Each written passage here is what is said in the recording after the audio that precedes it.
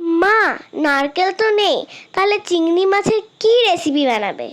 দাঁড়া দেখ না, আজকে মালাইকারি নয়, আজকে চিংড়ি মাছ দিয়ে অন্য একটা দারুণ স্বাদের রেসিপি বানাবো, যেটা মালাইকারির মতনই আঙুল চেটে পুটে খেয়ে শেষ করবি। তো চলো দেখে নাও আজকের রেসিপিটা। চিংড়ি মাছ নুন হলুদ মাখিয়ে 10 মিনিট রেখে দিয়েছিলাম, এরপর ভেজে নেব।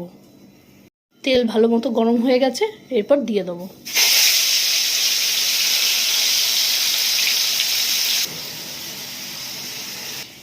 মিক্সিতে কিছু মশলা বেটে রেডি করে নিই। দিয়ে দেবো কয়েক রসুন, একটা বড় সাইজের পেঁয়াজ, দিয়ে দিলাম 10টার মতো কাজু, আর দিয়ে দেবো একটু সাদা সর্ষে। তারপর মিক্সিতে ভালো করে পেস্ট করে নেবো, আর দিয়ে দেবো 2টো কাঁচা লঙ্কা। মাছও ভালো করে ভাজা হয়ে গেছে, এরপর তুলে নেবো। চলো এরপর মশলাটা করে নিই। কড়াইতে দিয়ে দিয়েছি আরও কিছুটা সর্ষের তেল, এরপর ফোড়নে দিয়ে দেবো গোটা গরম মশলা। এরপর দিয়ে দেবো বেটে রাখা মশলাটা।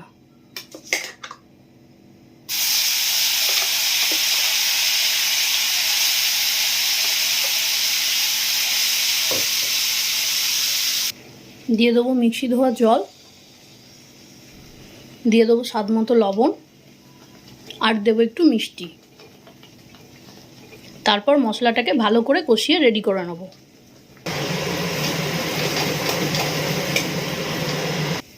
মশলা ভালো করে ভাজা হয়ে গেছে, এরপর দিয়ে দেবো ভেজে রাখা মাছগুলো। এরপর জল দিয়ে কিছুক্ষণের জন্য ফুটিয়ে নেব।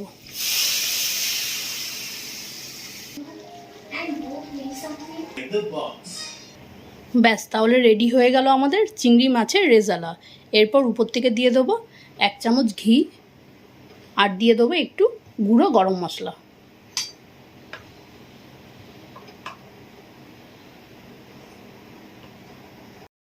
সবসময় মালাইকারি না বানিয়ে কখনো কিন্তু এই চিংড়ি মাছের রেজালাটা বানিয়েও দেখতে পারো। বানাতেও যেমন সোজা, খেতেও কিন্তু বেশ সুস্বাদু হয়।